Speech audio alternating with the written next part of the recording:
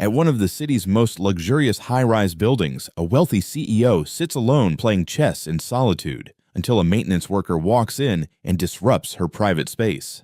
Annoyed and frustrated, the CEO makes a reckless offer, "Beat me and I'll marry you." What she doesn't know is that the man mopping her floors was once one of the greatest chess minds in the world. Before we go back, let us know where you're watching from and subscribe because tomorrow I've got something extra special for you. The 55th floor executive lounge shimmered with the incandescent glow of the late afternoon, casting long contemplative shadows as Vivian Albright, a woman of formidable presence, meticulously arranged her chessboard, lost in the intricate dance of strategy. A soft, almost imperceptible rapping at the frosted glass door gently fractured her deep concentration. "Enter," she commanded, her voice a cool, composed murmur, without so much as a glance upwards. A tall, powerfully built man, clad in the practical, unassuming uniform of the building's maintenance crew, silently glided into the expansive room, his utility cart rolling with a soft, almost reverent hum. As he quietly began his assigned tasks, the particular configuration of the chess pieces, a silent testament to a deep intellectual conflict, inexplicably captured his attention, and she, with an almost imperceptible shift of her gaze, became acutely aware of his lingering observation. Impulsively driven by a complex cocktail of profound solitude and perhaps an undeniable simmering arrogance, she allowed a faint, knowing smirk to grace her lips, and then, with a calculated audacity that would irrevocably alter the trajectory of their disparate lives, she articulated an offer that felt simultaneously reckless and profoundly significant. "Defeat me in a single game of chess, and I shall pledge my hand in marriage to you."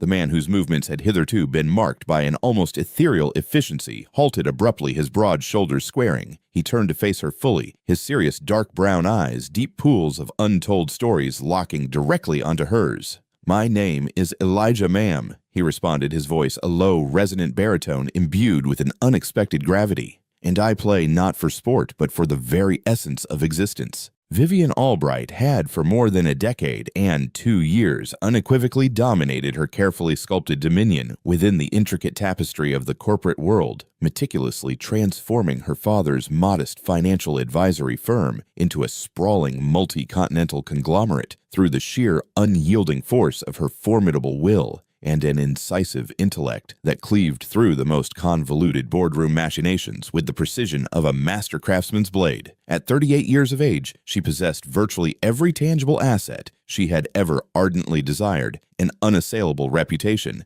an unparalleled professional triumph, and a prodigious accumulation of wealth, sufficient to acquire almost any conceivable luxury, save for that singular elusive entity that had consistently slipped through her grasp. Affection, in its purest, most profound manifestation, had invariably proven itself to be a prohibitive extravagance, a delicate bloom unable to withstand the arid climate of her relentless ambition or the corrosive acid-like jealousy of those who envied her meteoric ascent. Men in her lived experience invariably sought either to subjugate her unyielding spirit or to be subsumed by her overwhelming presence. And of both such exhaustive, predictable games, she'd grown exquisitely weary a considerable time ago. The magnificent chess set that rested before her, its very presence imbued with the weight of cherished memories, was a revered heirloom, a tangible link to her paternal lineage. Each exquisite piece, painstakingly carved from lustrous rosewood and pristine maple, stood as a miniature masterpiece of artisanal craftsmanship.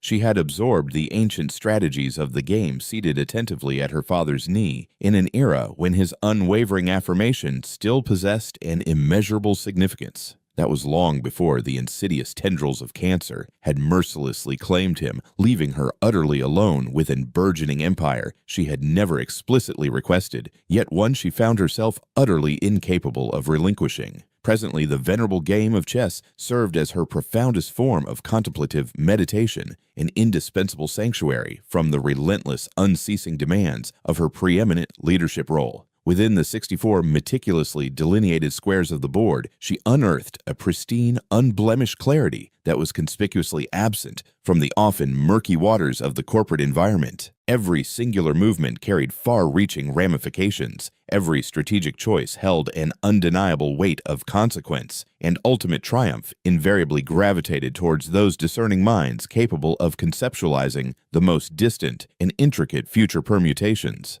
Elijah Vance, by stark contrast, navigated an entirely distinct cosmological realm, a universe not meticulously gauged by the fluctuating metrics of quarterly fiscal gains, but rather by the modest accumulation of daily incremental victories and the unwavering fundamental exigencies of moment-to-moment survival. At 41 years of age, he traversed the towering resplendent glass and steel edifices of the metropolitan core with an almost ethereal, unobserved efficacy, the hallmark of the diligent, often overlooked working class. His very presence was typically acknowledged only in the unsettling event of an unforeseen malfunction or an unexpected disruption. His broad, formidable shoulders bore a burden far greater than the mere heft of his industrial-grade cleaning apparatus. They silently carried the accumulated hopes, the persistent anxieties, and the profound aspirations of a man who had with deliberate purpose surrendered virtually everything for the promise of his beloved daughter's unfettered future.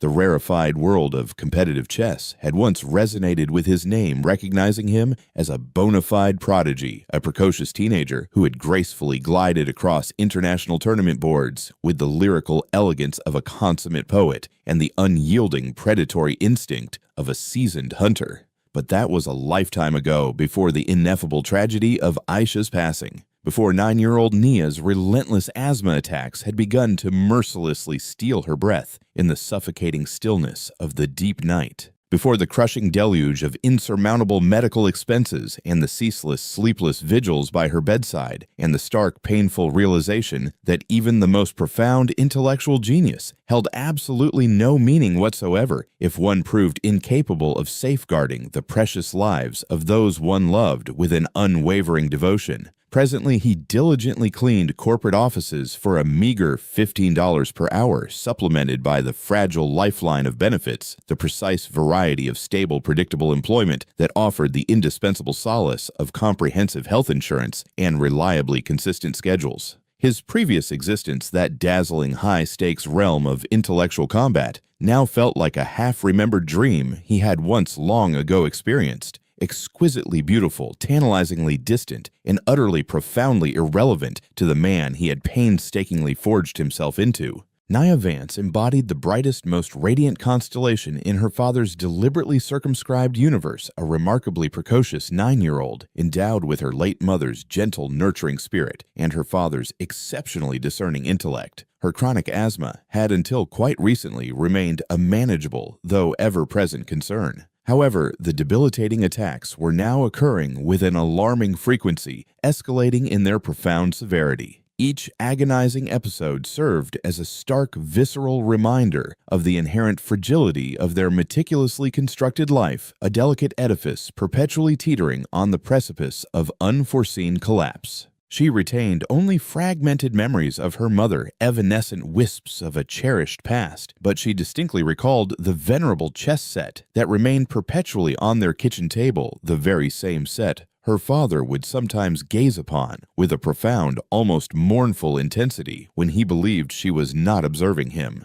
His calloused fingers, worn from years of honest toil, would gently, almost reverently, trace the familiar contours of the chess pieces as if reconnecting with long-lost cherished companions. The modest yet impeccably maintained apartment they shared was a living testament to their resilience, overflowing with Nia's vibrant, imaginative artwork, and permeated by the quiet, pervasive desperation of a solitary parent, striving with unwavering resolve to imbue every aspect of their challenging existence with a semblance of normalcy, when in truth nothing felt genuinely secure. The cavernous conference room, once a symbol of Celeste's undisputed authority, now seemed to perceptibly contract around them as Elijah approached the polished chess table with deliberately measured, purposeful steps. Vivian had, in her initial self-assured estimation, fully anticipated that he would either erupt into peals of incredulous laughter or offer some form of self-deprecating, perhaps even deferential remark concerning his presumed unfamiliarity with the intricate movements of the chess pieces, thereby effortlessly re-establishing the preordained natural hierarchy of their vastly different worlds. Instead, he was engaged in an intensely focused, almost surgical examination of the chessboard, his large, powerful hands hovering with a surprising, almost delicate grace over the intricately carved pieces, their movements imbued with the meticulous precision of a seasoned surgeon meticulously scrutinizing an X-ray. "You are currently engaged in a queen's gambit, I observe," he remarked, his voice a calm, steady cadence, specifically the declined classical variation. "It appears you consistently favor a calculated, overarching control over the more volatile, unpredictable realm of tactical complications." It was not phrased as a question, but rather as an unequivocal statement of insightful observation, and the startling, unblemished accuracy of his assessment caused an unprecedented, almost imperceptible flutter deep within Vivian's chest. It was perhaps the sharp sting of profound surprise, or quite possibly the nascent, tentative stirring of genuine, unfeigned interest she had experienced in a great many years. "You appear to possess a rather profound familiarity with the nuances of the board," she responded, striving with a conscious effort to maintain her carefully cultivated casual tone, while simultaneously re-evaluating with a newfound and intense scrutiny the man who now sat directly opposite her. Up close, in the revealing intimacy of their shared space, she could discern the luminous intelligence that gleamed within the depths of his eyes, the carefully guarded way he composed himself, as if perpetually accustomed to the pervasive, unthinking inclination of others to habitually underestimate his capabilities. "Are you unequivocally certain you wish to accept this unconventional proposition of mine? I do not, as a general rule, experience defeat with any significant frequency."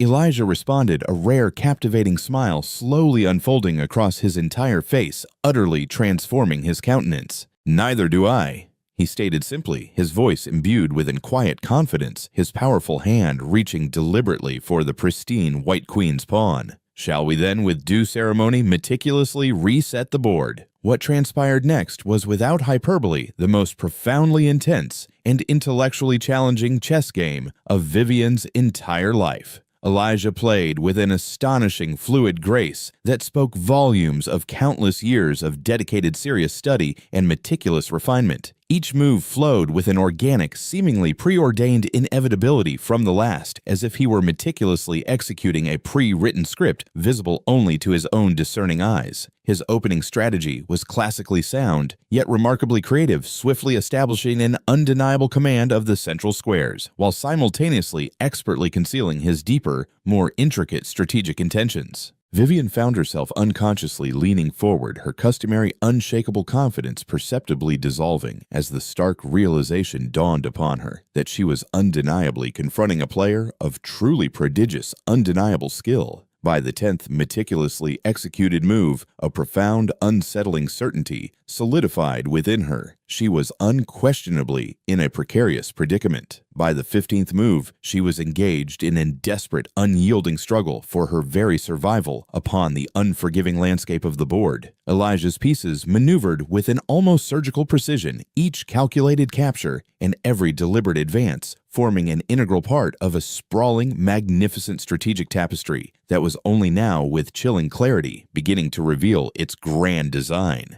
He was not merely engaged in the act of playing chess. He was with an almost artistic mastery, conducting a profound, intricate symphony of strategy, each note building inexorably towards an inevitable, breathtaking crescendo. "Check," Elijah announced softly, his voice devoid of any discernible emotion. His knight, a dark silhouette against the lighter squares, had found a square that seemed to materialize from an ethereal void, utterly unanticipated. Vivian stared transfixed at the board, her formidable mind racing with a desperate urgency through a labyrinthine array of possible defensive maneuvers, each painstakingly conceived solution crumbling under the relentless scrutiny of her own incisive analysis. She instinctively moved her king to a perceived sanctuary, but even as she executed the move, she could, with a chilling prescience, perceive the impenetrable walls of his strategic design inexorably closing in around her. "Check," he reiterated, his voice still a soft, controlled murmur. A different piece, this time its menacing presence emerging from an angle she had utterly failed to anticipate, striking with the swift, unforgiving precision of a coiled viper. Her palms were inexplicably, genuinely perspiring, now a phenomenon that had not occurred since the monumental high-stakes moment of her very first major presentation to the assembled board of directors some 18 years ago. The third definitive check arrived with the startling, resounding impact of a sudden, deafening thunderclap reverberating through the hushed room.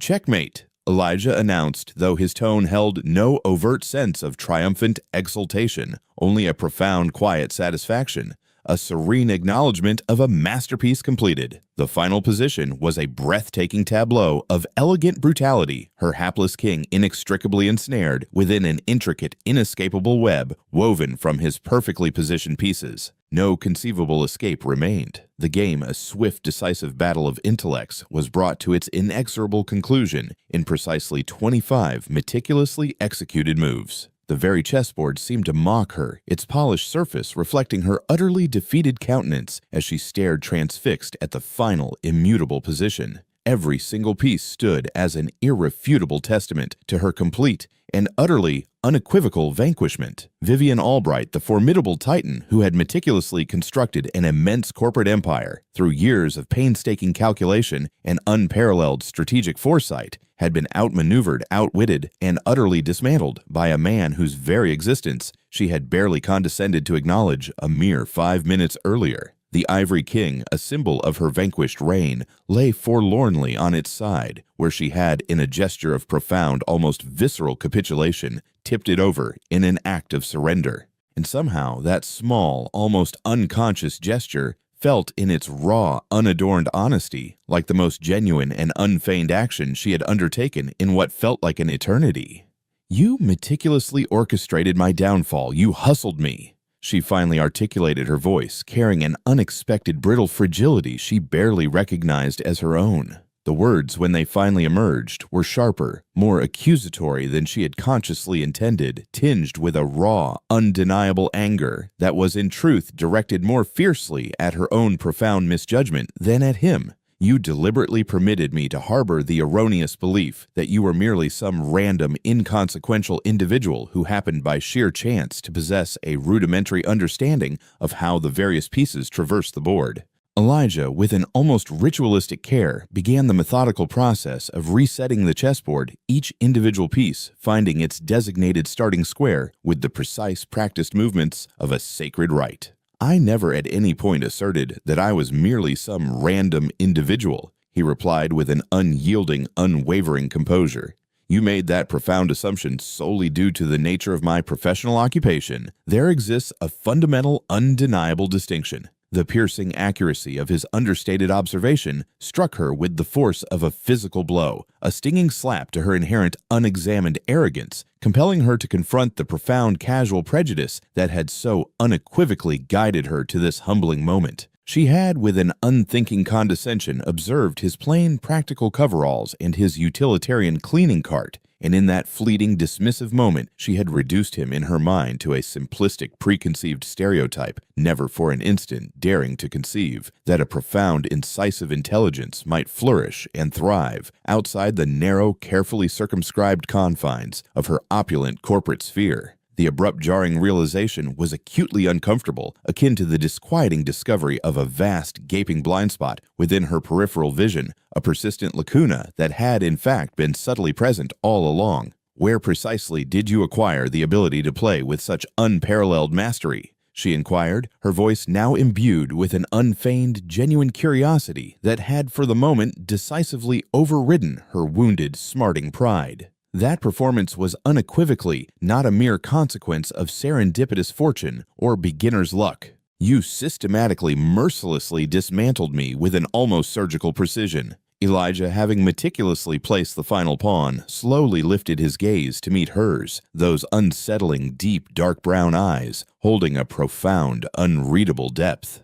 "I was fortunate enough to have some exceptionally gifted instructors during my formative years," he revealed, and in the quiet, reflective cadence of his tone, she detected an almost imperceptible undercurrent that powerfully suggested a hidden narrative, a story brimming with a profound depth she could at that moment barely begin to fathom. "Chess at one point was the very fabric of my existence, the central axis around which my entire life revolved before other, far more compelling obligations assumed an undeniable paramount significance." The profound evocative phrase hung suspended in the charged air between them, heavily laden with unarticulated implications that ignited within her an almost overwhelming desire to articulate a dozen probing follow-up questions. But before she could even begin to formulate the words, Elijah was already rising with an almost preternatural grace from his chair, meticulously guiding his cleaning cart towards the door with the identical quiet efficacy that had moments earlier brought him into the precise trajectory of her orbit. "Thank you profoundly for the game, Miss Albright," he articulated with an unassailable formality. "I must regrettably resume my assigned rounds." Vivian watched his retreating figure, her mind a turbulent maelstrom of unasked questions and nascent realizations. The spacious conference room, once a symbol of her dominion, now felt subtly altered, perceptibly smaller somehow, as if his unexpected presence had for a fleeting time expanded the very dimensions of the space, and his subsequent absence had left it irrevocably diminished. She directed her gaze downwards at the meticulously reset board, the pieces arranged in their eternal, expectant starting positions, and felt an unfamiliar, profound hollowness begin to resonate deep within her chest. For the remainder of the week, her thoughts, with an almost relentless persistence, gravitated towards the quiet, unassuming janitor who had, with such disarming grace and utter thoroughness, so unequivocally humbled her. It was an offhand remark from her executive assistant Sarah concerning the imperative need to meticulously update the building's extensive service contractor database that inadvertently furnished her with the precise, unimpeachable justification she required. Employee background checks, she meticulously rationalized to herself, are an entirely routine and indispensable component of our comprehensive corporate security protocols. Even as she discreetly accessed Elijah Vance's digital file on her secure computer late one Thursday evening, what she ultimately uncovered within its digital confines caused her to recoil abruptly in her chair, as if she had been physically unceremoniously struck. The foundational information appeared on initial inspection entirely unremarkable: 41 years of age, widowed with a singular dependent child, a pristine driving record, and absolutely no discernible criminal history. Yet deeply embedded within the intricate employment history section, there resided a single, unassuming line of text, a pivotal fragment of information that irrevocably altered the entirety of her perception. Previous occupation: professional chess player, USCF rating 2,510. Her hands inexplicably began to tremble as she meticulously cross-referenced that astonishing rating with the official authoritative databases maintained by the National Chess Federation. The cold objective numbers, when viewed in their proper context, narrated a profoundly compelling story that left her utterly breathless with disbelief and something that bordered on an almost reverent awe. Elijah Vance had not merely been a professional chess player. He had been an authentic, undisputed prodigy, a precocious teenager who had, with breathtaking skill, dominated the national junior circuits throughout the late 1990s and early 2000s. Tournament reports, some dating back as far as 2 decades, universally described him as brilliantly intuitive and utterly fearless, a tactical genius possessing an almost mystical, innate understanding of the most labyrinthine and complex chess positions. The deeper she delved into the digital archives, the more profoundly remarkable his intricate life story became. He had attained the coveted title of International Master at the extraordinarily young age of 17, barely missing the crucial Grandmaster norms due to an unforeseen, devastating family tragedy that had, with cruel timing, irrevocably pulled him away from the intense competitive realm of professional play precisely as he was on the very precipice of reaching his absolute, undeniable peak. Numerous forum posts from an ardent, lamenting community of chess enthusiasts speculated with a mournful curiosity about the fate of that Vance kid who could have been the next legendary Fischer, their words brimming with poignant questions. Speculation abounded concerning a monumentally promising career, abruptly truncated by utterly mysterious, inexplicable circumstances. The enigma was with a chilling finality unraveled by a death certificate she uncovered through painstaking public record searches. Aisha Marie Vance, age 32, succumbed to aggressive breast cancer, survived by her devoted husband Elijah and their beloved daughter Nia. The date on the certificate indicated 9 years ago a somber realization that meant he had been diligently caring for a terminally ill wife and a vulnerable toddler when he had, with an unimaginable resolve, irrevocably departed from the demanding world of professional chess, perhaps forever. The magnitude of his sacrifice was staggering in its comprehensive totality. He had relinquished not merely a potentially illustrious career, but an entire vibrant identity, an inherent sense of self. He had, with a profound act of self-effacement, painstakingly transformed himself from a meteoric rising star into a humble custodian solely for the unyielding sake of his family's fundamental survival. Vivian found herself staring intently at faded tournament photographs from his glorious triumphant days, meticulously studying the intense young man with the fiercely focused eyes and the unyielding confident smile.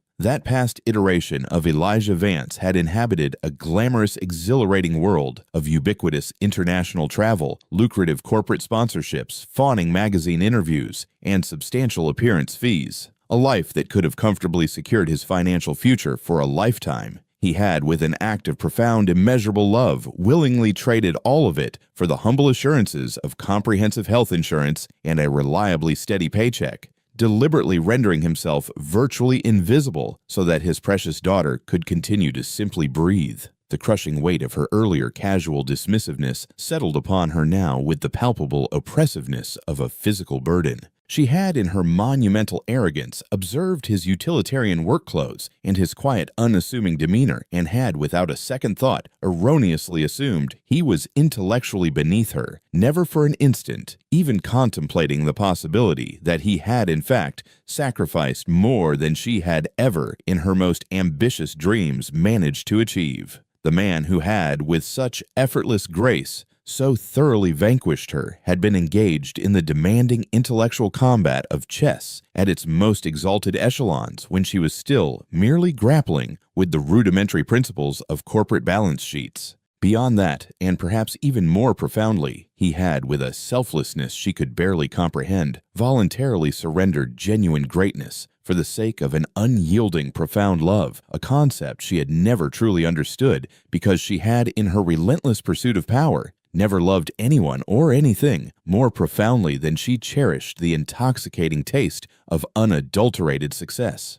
The ensuing morning found her in an uncharacteristic state of profound distraction and unsettling restlessness, utterly incapable of concentrating on the relentless stream of meetings and momentous decisions that typically consumed every fiber of her attention. She had, with a burgeoning sense of purpose, meticulously planned to seek him out directly, to offer a sincere, heartfelt apology for her egregious assumptions, and perhaps with a touch of hopeful temerity to challenge him to another game. But fate, with its unpredictable capriciousness, intervened in the dramatic, urgent form of a sudden medical emergency, an unforeseen crisis that would, with a stark finality, strip away the last vestiges of her carefully constructed pretenses. She was in the process of departing the towering edifice around 7:00 in the evening when her ears, suddenly alert, registered the distinct sounds of commotion emanating from the cavernous parking garage below. It was a man's voice taut with an almost unbearable panic, speaking rapidly and indistinctly to what sounded like an emergency dispatcher.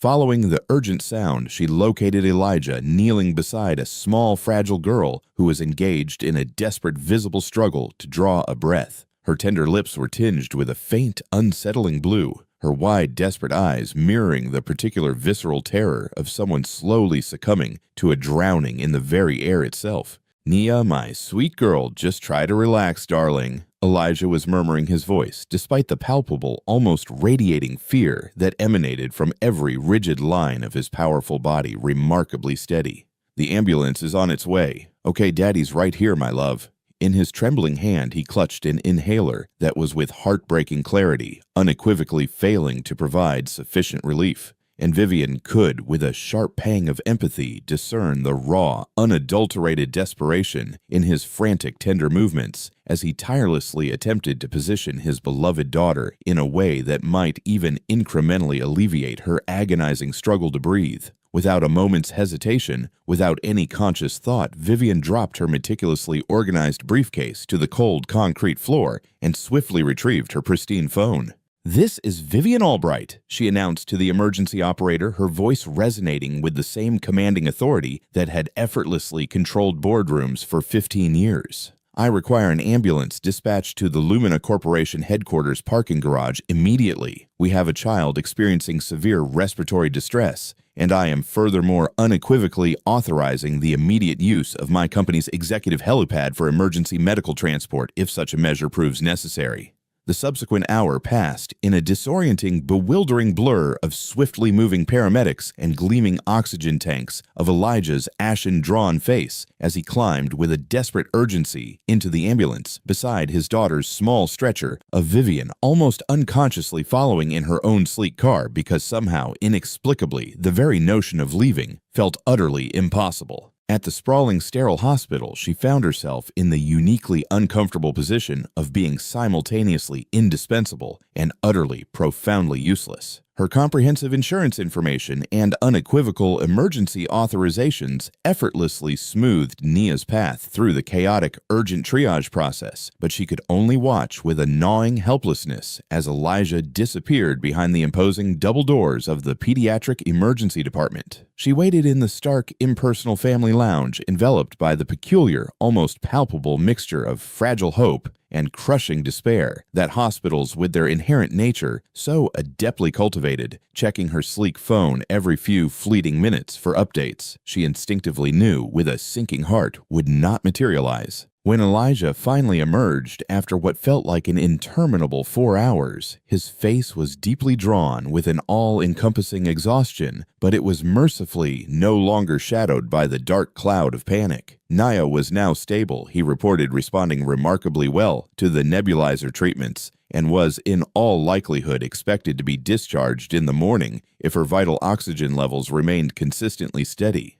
"Thank you truly," he said simply, his voice imbued with a quiet, profound sincerity. And she could, with a piercing clarity, perceive in the depths of his eyes that he understood, with an almost prescient precision, the full, life-altering significance of her decisive intervention. They spent the entire ensuing week finding increasingly elaborate excuses to engineer their encounters, casual meetings that, despite their outward appearance, felt anything but accidental, permeated instead by an undeniable undercurrent of burgeoning connection. Vivian began with a conscious purpose, taking her coffee breaks in the bustling, sunlit lobby of the building during Elijah's afternoon shift, ostensibly reviewing complex corporate reports, but in truth harboring the fervent hope of catching fleeting glimpses of him as he diligently went about his work. He, in turn, seemed to discover increasingly plausible justifications to meticulously clean the executive floors with a heightened frequency. Their nascent conversations, initially hesitant, swiftly developed the easy, organic rhythm of two individuals discovering, with a delightful surprise, that they genuinely relished each other's company. The transformation within Vivian was, to those who knew her, intimately subtle, yet undeniably profound. It was first observed by her astute assistant Sarah and subsequently noted by the seasoned senior partners who had over years grown accustomed to her almost arctic professional demeanor, a glacial facade of unwavering composure. She smiled more readily, laughed on occasion during meetings, and seemed in some inexplicable way more authentically present in conversations no longer perpetually calculating 3 strategic moves ahead. The palpable transformation was alluring in ways that bore absolutely no relation to her outward physical appearance, and everything instead to the slow, captivating emergence of a deep-seated warmth that had been for countless years meticulously buried beneath impenetrable layers of corporate armor. For Elijah, the nascent friendship represented a different, yet equally profound kind of revelation. He had grown so utterly accustomed to the pervasive invisibility that had enveloped him, to the consistent dismissal or outright disregard of his profound intelligence and his rich, complex history, that Vivian's genuine, unfeigned interest in his thoughts and candid opinions felt akin to stepping for the first time in years into the welcoming embrace of bright, life-giving sunlight after an eternity spent in the suffocating shadows. She inquired about his beloved daughter Nia with a true heartfelt curiosity about his distinguished chess background, without a hint of condescension, and about his current unassuming work with the profound respect typically accorded to honest labor, honestly and diligently performed. Nia, for her part, had, with an innocent curiosity, begun to ask probing questions about Daddy's new friend from work, the pretty lady, who had so bravely helped them at the hospital, and who, in some inexplicable, almost magical way, caused her father's typically stoic face to soften with an almost tender affection whenever he uttered her name. Children possessed an innate intuitive understanding of their parents' complex emotional climate, and Nia could with an astonishing clarity discern the subtle yet undeniably significant shift in Elijah's daily mood, the way he seemed perceptibly lighter, more buoyant, and undeniably more hopeful than he had been since the profound life-altering tragedy of her mother's passing.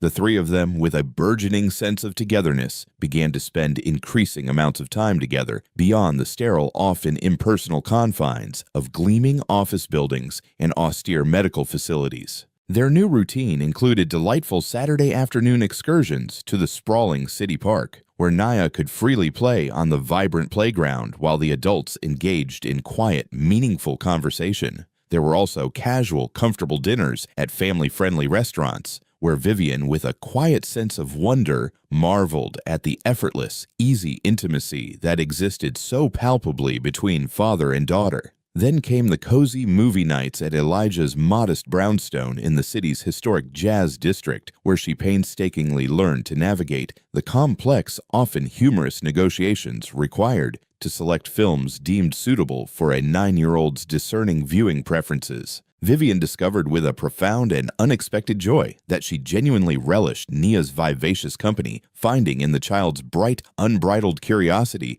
and unguarded, unconditional affection something deeply nourishing that she had in her relentless pursuit of success, inexplicably forgotten, she was so desperately missing. Nia, in turn, was utterly fascinated by this remarkably glamorous woman who, despite her elegant, princess-like attire, conversed with her with the respectful demeanor of a true equal who possessed an intimate knowledge of intimidating boardrooms and intricate business deals, but who also, with a heartwarming sincerity, vividly remembered what it felt like to be 9 years old and utterly brimming with profound questions about the vast, mysterious world.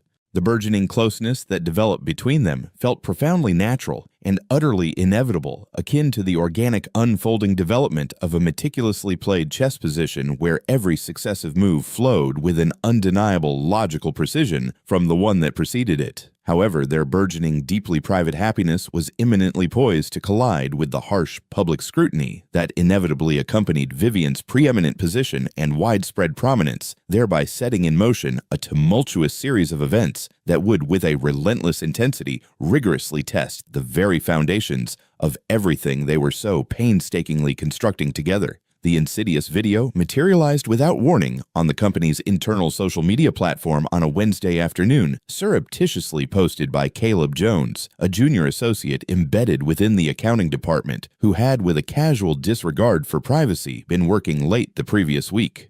The surreptitious footage was grainy and indistinct, captured through the transparent glass wall of the conference room using his smartphone. Yet the accompanying audio was, with an unsettling clarity, perfectly discernible Vivian's unmistakable voice, articulating her reckless, impulsive offer, Elijah's measured, resonant response, the palpable, almost tangible intensity of their chess game, all compressed into a mere 120 seconds of compelling corporate drama. The accompanying caption emblazoned beneath the video read with an ironic glee, "When the CEO rashly pledges to marry the custodian if he dares to defeat her at chess, and he astonishingly achieves it in 3 masterful moves. Is this, one must inquire, legally binding?" The post was liberally adorned with laughing emojis and disseminated like wildfire across various departments, with the viral, unrestrained enthusiasm that only the juiciest, most scandalous workplace gossip could genuinely ignite. By midday, the illicit video had been viewed by more than half of the entire company's workforce and forwarded with a reckless abandon to dozens of personal external accounts. The accompanying comment thread swelled with the malignant proliferation of a rapidly spreading tumor, its digital pages filled with rampant speculation concerning Vivian's personal life, crude jokes about inappropriate office romances, and increasingly pointed accusatory questions about whether company policy, in its most stringent interpretation, had been unequivocally violated. The Human Resources Department, overwhelmed by the sudden deluge, fielded no less than 23 frantic calls before the lunch hour, the overwhelming majority of them urgently requesting meticulous clarification about established fraternization policies and the exacting standards governing executive conduct. Vivian first became aware of the existence of the viral video when her meticulously organized assistant Sarah knocked tentatively on her office door, her face etched with an expression that unmistakably portended an incoming disaster of significant proportions. "Miss Albright, we appear to have encountered a rather sensitive situation," Sarah began, her voice carefully modulated. "There is regrettably a video currently circulating widely on the company's internal platform. It appears to depict you engaged in a game of chess with one of our esteemed maintenance staff members. The content, I must inform you, is unfortunately generating a considerable amount of discussion." The blood, in a sudden, alarming rush, drained completely from Vivian's face as she watched the incriminating footage, witnessing, with a visceral pang of mortification, her moment of impulsive flirtation transformed irrevocably into a public humiliating spectacle for all to consume.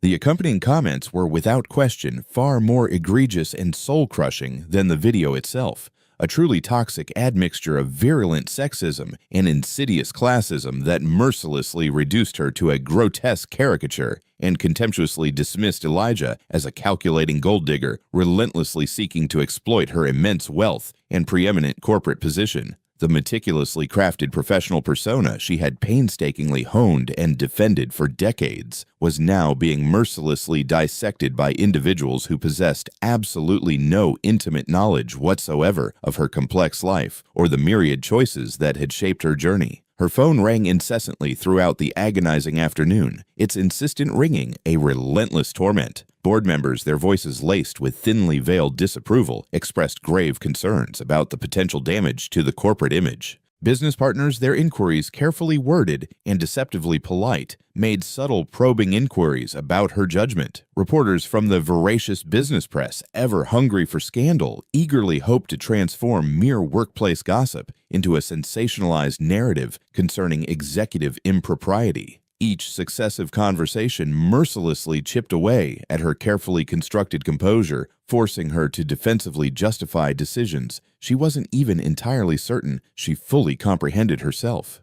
The most devastating call, a true blow to her very core, originated from Uncle Bernard, her paternal uncle, and the esteemed chairman of the board, whose profound disapproval carried the immense weight of both ingrained family disappointment and critical fiduciary responsibility. "Vivian, for heaven's sake, what precisely is all this absurd nonsense concerning your supposed marriage to the janitor? The entire board is profoundly concerned about your judgment, young lady. This particular brand of damaging publicity could irrevocably mar our hard-won reputation with our most valued clients." It was merely a jest, Bernard, she articulated tightly, a profound self-loathing curdling within her for the defensive, almost childish tone that had inexplicably crept into her own voice. A casual throwaway comment deliberately extracted from its original context by someone possessing far too much idle time and woefully insufficient discretion. "It does not by any stretch of the imagination appear casual in the video footage," he retorted coldly, his voice devoid of any warmth. "It appears in stark truth as though you are deliberately making a mockery of your esteemed position and, by extension, the inherent dignity of the entire company." That evening, she found herself with a burning sense of indignation, directly confronting Elijah within the confines of the building's service elevator, her carefully constructed composure finally fracturing, splintering under the accumulated immense weight of public humiliation and unrelenting professional pressure. The man who had only days prior appeared so unequivocally noble and principled in the sterile high-stakes environment of the hospital now, in her distorted perception, seemed chillingly akin to a potential opportunist, someone who might, with a cunning deliberation, have meticulously orchestrated the entire distressing situation for the sole purpose of personal venal gain. "Did you know?" she demanded, foregoing any preamble, her voice sharp with accusation. "Did you know that treacherous little weasel Caleb was actively recording us? Was this entire charade some elaborate, meticulously planned scheme to deliberately embarrass me, or perhaps to strategically leverage yourself into a far more advantageous situation?" Elijah's face, in response to her barrage, went carefully blank, adopting the unreadable expression of someone who had, through countless difficult experiences, painstakingly learned to weather unmerited accusations without succumbing to the natural impulse to immediately fight back. "No," he responded simply, his voice a low, steady murmur. "I had no idea whatsoever that anyone was recording us. I desire absolutely nothing from you, Miss Albright, save for your authentic friendship, a connection which I am at this very moment apparently on the very precipice of irrevocably losing." My friendship. The words, when they finally escaped her lips, were even sharper, more cruelly cutting than she had intended, edged with the particular venomous cruelty that frequently arises from lashing out blindly at the very person most closely associated with the source of one's profound emotional pain. Is that, in your estimation, what you define as friendship, when you so publicly humiliate someone in front of their entire company, when you deliberately make them appear to be an utter fool, someone so utterly naive they cannot even discern when they are being ruthlessly hustled? "I never at any point hustled you," Elijah replied quietly, his voice maintaining an unyielding, dignified composure. "I merely played chess in the precise same manner I have played it for 2 decades. You, Miss Albright, impulsively offered something you harbored no genuine intention of fulfilling, and I, in turn, quite simply won a game you never in your wildest presumptions expected to lose. That Miss Albright is not a con. It is merely unequivocally what transpired."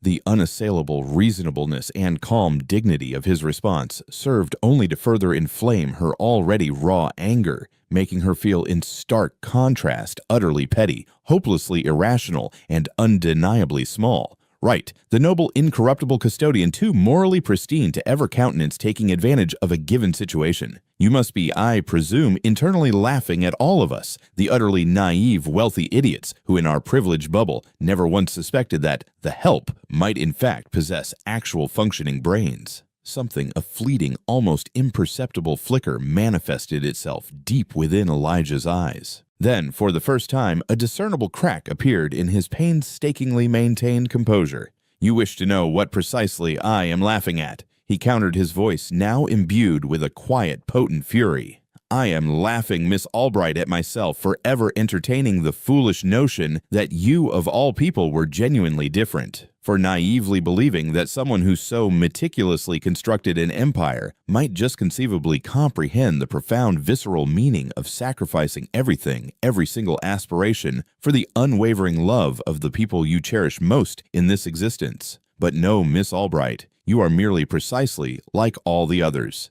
To you, everything is an unfeeling transaction. Everyone without exception possesses a hidden angle, a veiled agenda, and God forbid, Miss Albright, that anyone should ever dare to exist outside the meticulously neat, predetermined boxes you have so carefully constructed for them."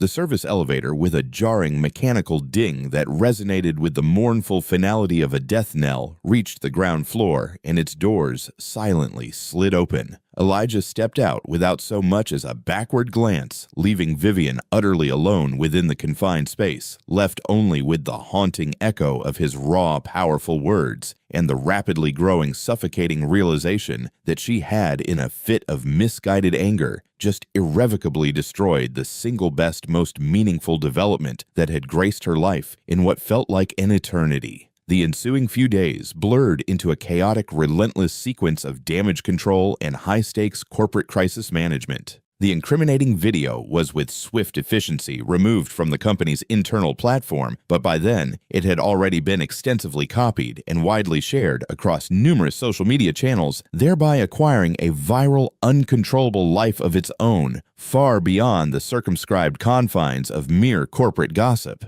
Vivian, with a desperate, almost feverish intensity, threw herself back into her work, staying late into the night to assiduously avoid the sympathetic, yet subtly scrutinizing glances of her staff and the speculative, whispered conversations that seemed to follow her like an unwelcome shadow through the otherwise silent, echoing halls. She did not encounter Elijah again until the following Thursday, when Nia's chronic asthma, with a terrifying, unprecedented viciousness, launched an attack so severe that it sent them with a renewed sense of desperate urgency, racing back to the familiar sterile confines of the emergency room.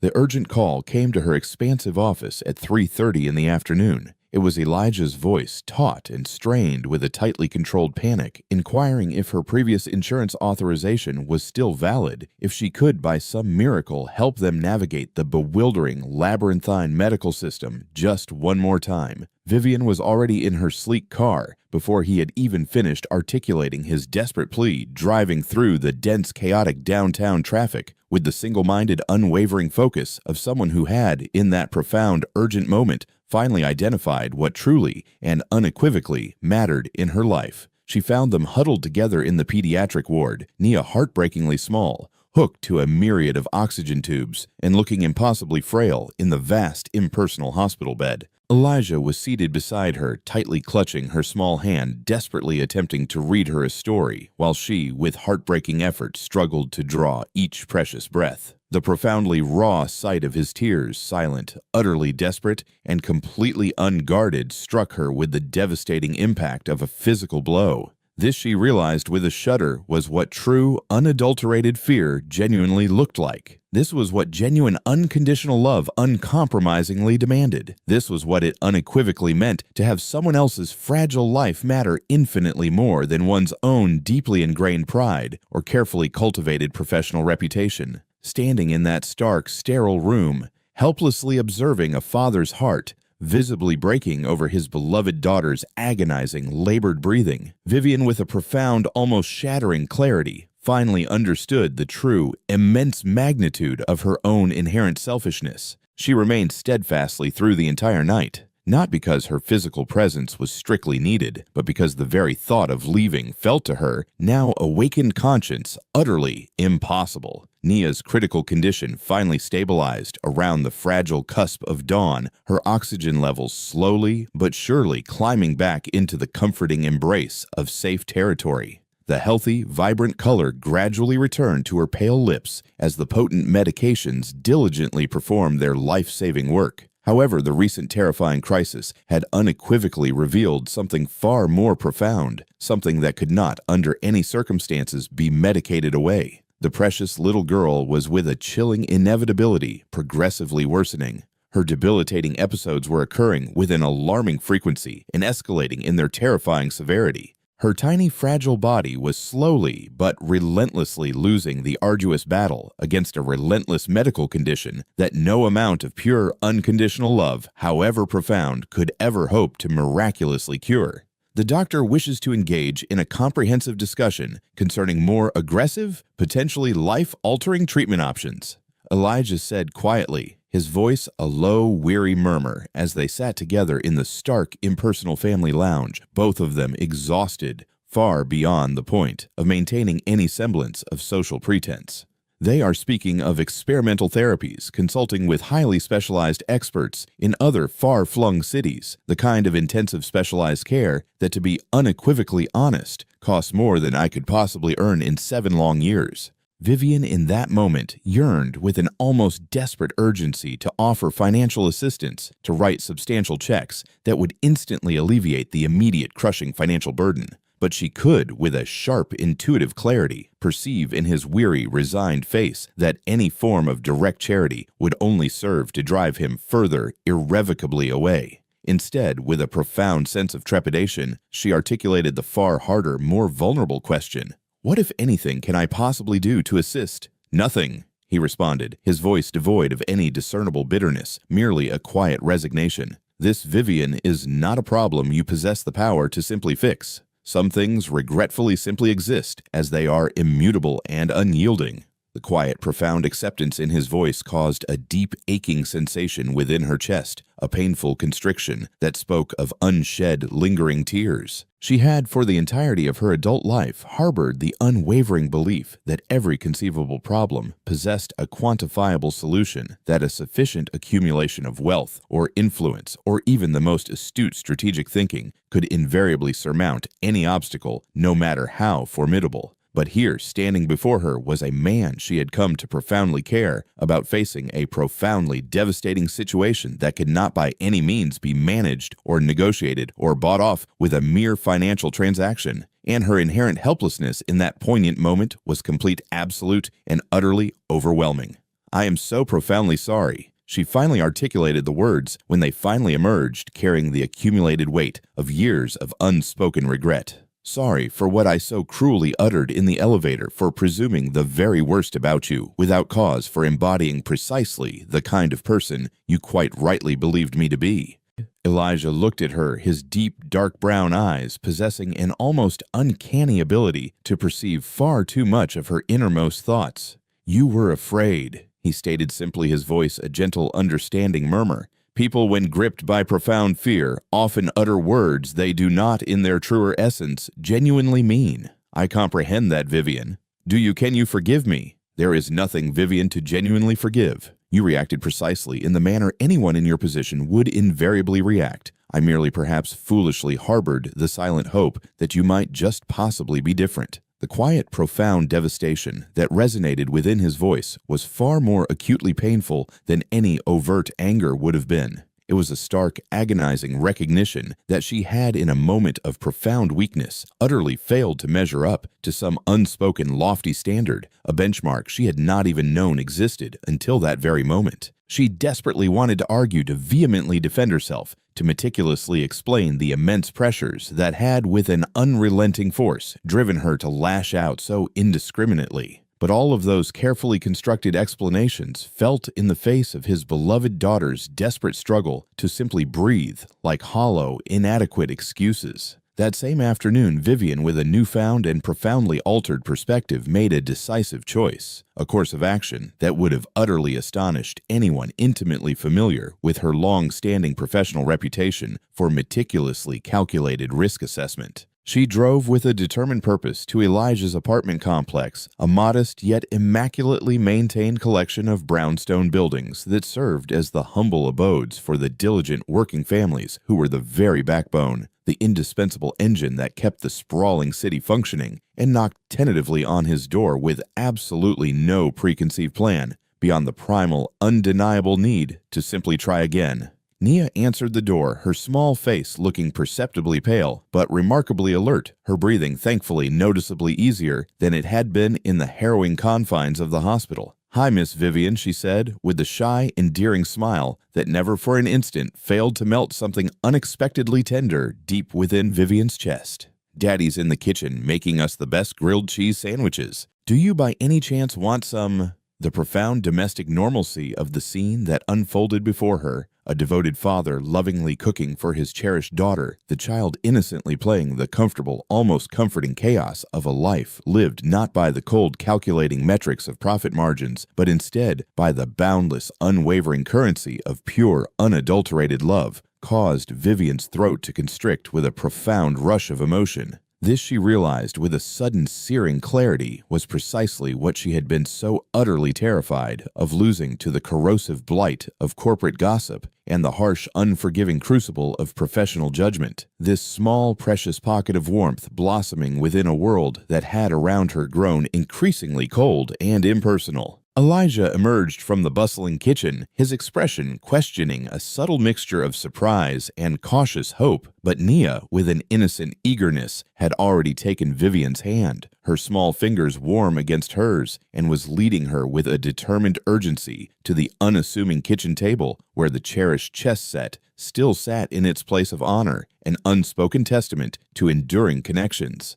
"Daddy taught me some wonderful new moves," the little girl announced proudly, her voice brimming with unbridled enthusiasm. "Do you want to see?" What then ensued was without question the most profoundly important chess lesson of Vivian's entire life. Though it bore absolutely no direct relation to intricate strategy or complex tactical maneuvers, Nia played with the unself-conscious, unbridled joy of someone for whom the game was an experience of pure, unadulterated pleasure, making moves that brazenly violated every fundamental principle of sound chess, yet somehow, in their very innocence, perfectly captured the ethereal essence of what truly made the venerable game beautiful. She narrated her every thought aloud, her imagination soaring meticulously, crafting elaborate fantastical stories for each individual chess piece, transforming the ancient solemn battlefield into a whimsical fairy tale, where the humble pawns were valiant, brave peasants, and the majestic queen was a benevolent, nurturing ruler who steadfastly protected everyone.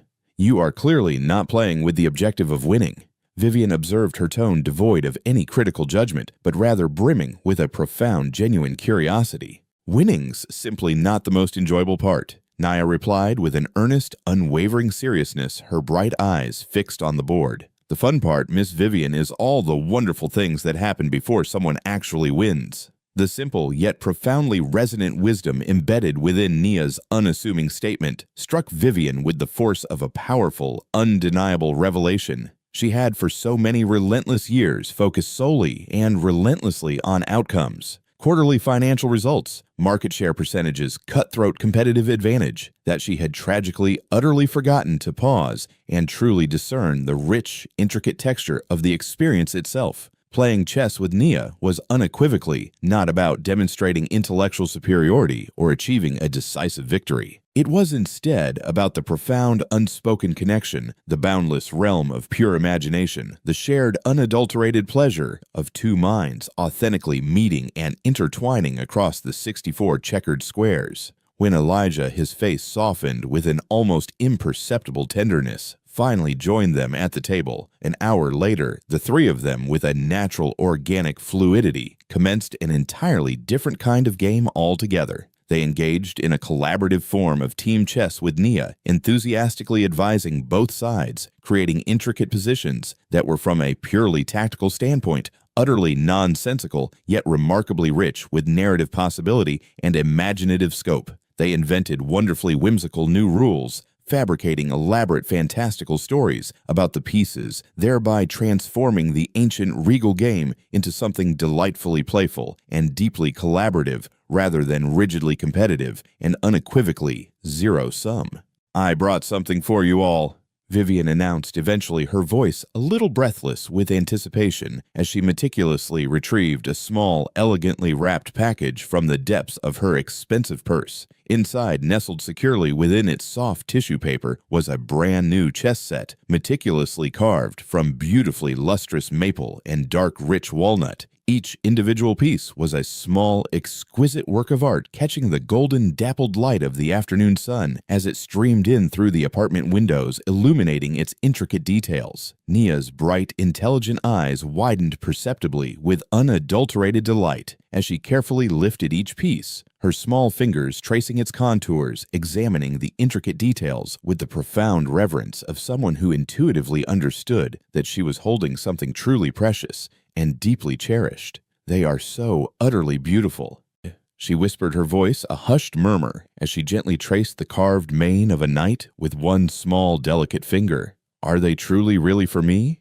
"They are indeed, truly and unequivocally for you," Vivian confirmed, a burgeoning warmth spreading through her chest, a sensation that bore absolutely no relation to the child's expressed gratitude, and everything instead to the simple, profound joy of giving without any underlying expectation of reciprocal return. "Your father tells me you are quickly becoming rather adept at the game." Elijah watched the entire heartwarming exchange with a complex expression that cycled gracefully through profound surprise, deep appreciation, and something far more profound, something deeper that caused Vivian's pulse to quicken perceptibly. "You did not truly have to undertake such a generous gesture," he said quietly, his voice imbued with a gentle sincerity. But she could, with an acute sensitivity, discern in his tone that he understood the profound gesture for precisely what it was.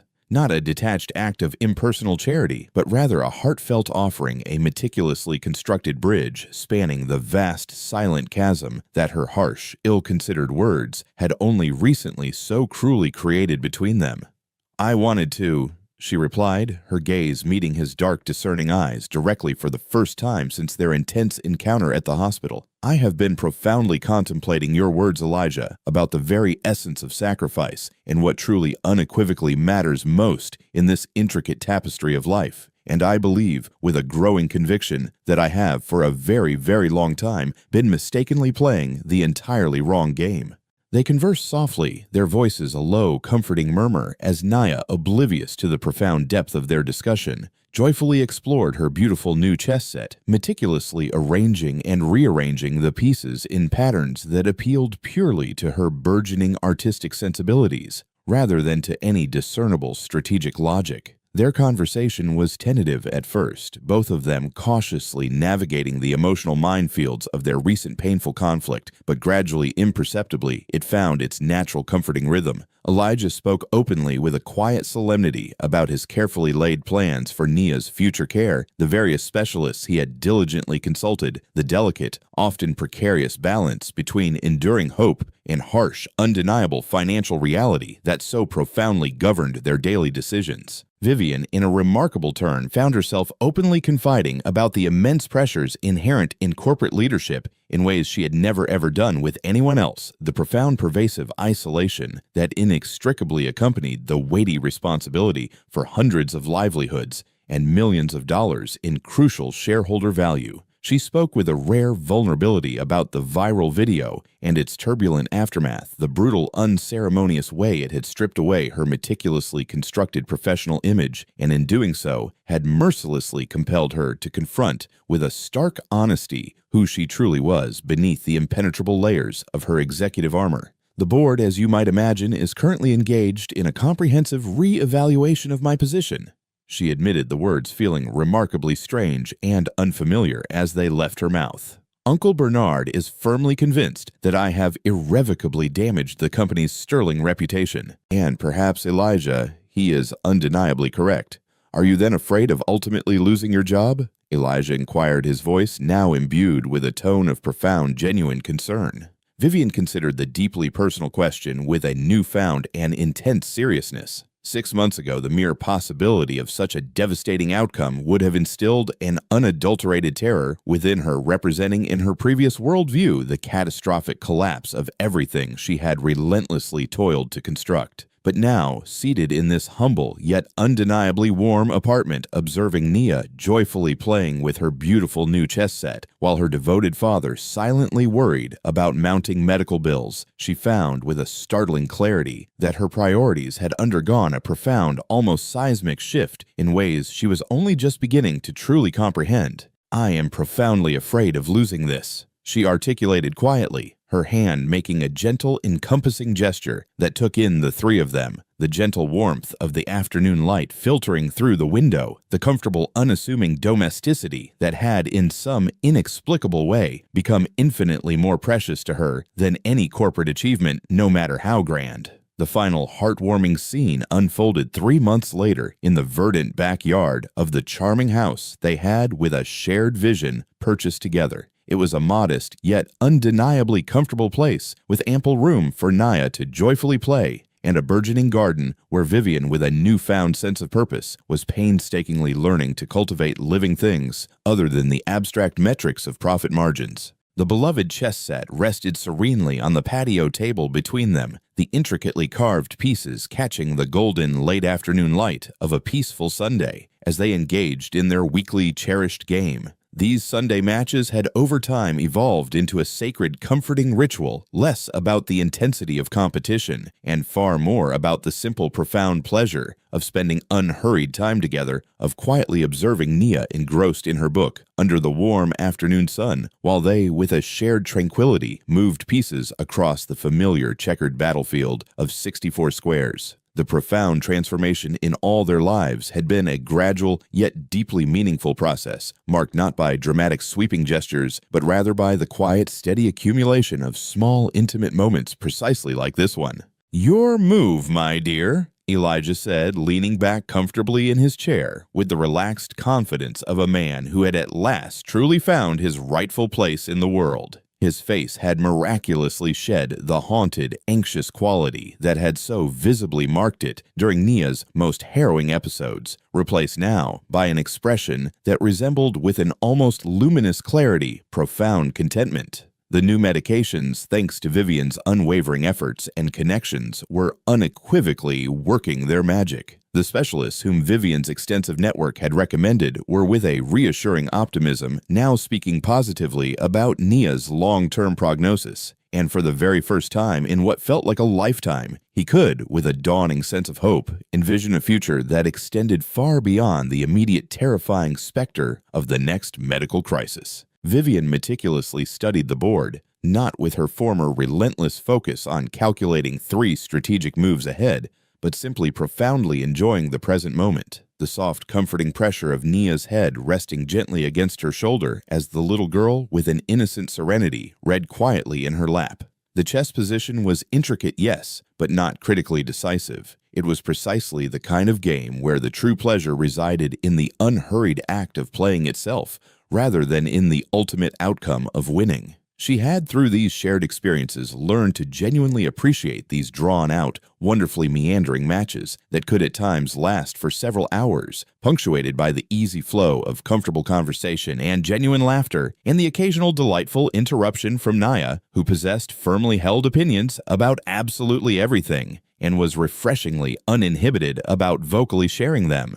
"If I execute this particular move," she began, indicating a formidable knight that would, in a calculated combination she had been meticulously setting up for the last 10 moves, expertly fork his king and queen, "and you, my brilliant opponent, respond precisely in the manner I anticipate you will, I just might, for once, actually manage to defeat you." It had, in its playful repetition, evolved into a running jest between them, her perpetual good-natured quest to finally vanquish the formidable man who had with such effortless grace checkmated her in a mere 3 moves during their very first unforgettable encounter. She had on a few tantalizing occasions come remarkably close, even managing to secure a couple of hard-fought draws. But Elijah's chess intuition remained as sharp, as incisive, and as unerring as ever honed by years of grueling high-level competition, a deeply ingrained muscle memory that time could simply not erase. "Might," Elijah agreed, his lips curving into a captivating smile that even now caused her heart to inexplicably skip a beat, just as it had on that momentous first evening when he had, with an unexpected directness, looked up from the reset board, and she had for the first time seen past his unassuming coveralls to the truly brilliant, profound mind that resided beneath.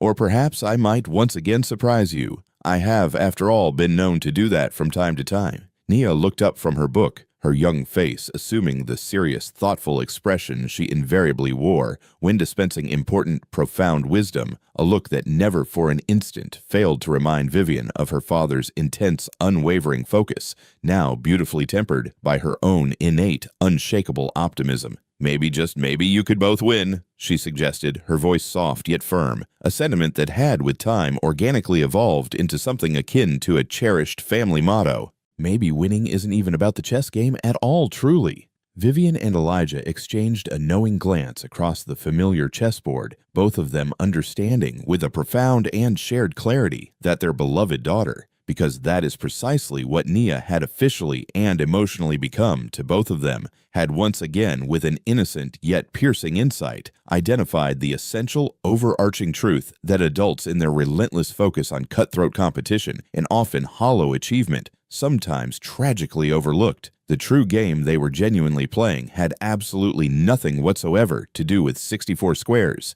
and everything instead to do with the profound, intricate art of meticulously building a life unequivocally worth living, piece by careful piece, move by thoughtful move, with unwavering intention. "You know what, Elijah," Vivian said, her voice soft with emotion, as she reached across the table to gently take his hand, feeling the comforting calluses that eloquently spoke of honest, diligent work, and the immense inner strength that had, with an unyielding resilience, carried them all through the arduous, difficult months of profound adjustment and quiet healing. "I truly believe she's absolutely right. I think, my love, that we both have already won in the most meaningful ways imaginable."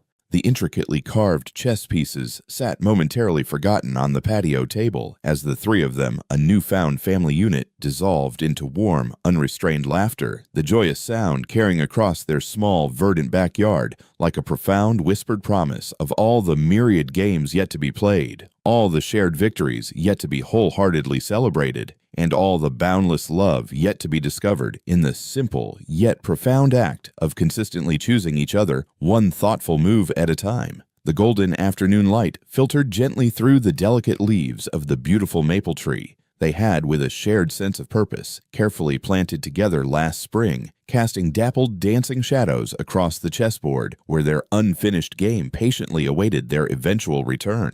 But for now, the real game, the one that truly profoundly mattered most of all, was already unequivocally won. played out not in the precise calculated movement of carved pieces across a checkered battlefield, but rather in the quiet, precious moments of ordinary, unadulterated happiness that had, in their newfound reality, become the true, immeasurable measure of their enduring success. Join us to share meaningful stories by hitting the like and subscribe buttons. Don't forget to turn on the notification bell to start your day with profound lessons and heartfelt empathy.